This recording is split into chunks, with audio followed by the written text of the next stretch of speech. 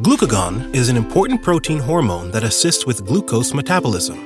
Glucagon works in opposition to insulin to maintain blood sugar levels within a normal range. In this video, we will give you a quick visual mnemonic to help you remember the characteristics and function of glucagon in the body. First, take a look at this hot glue gun. The hot glue gun is our symbol for glucagon. Get it?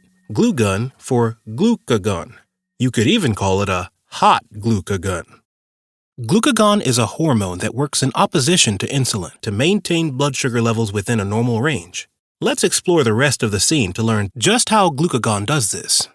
Watch the full version of this video and learn more about this topic by clicking above the left arrow. Click above the right arrow or visit Pixorize.com to explore other topics we cover in videos similar to this one.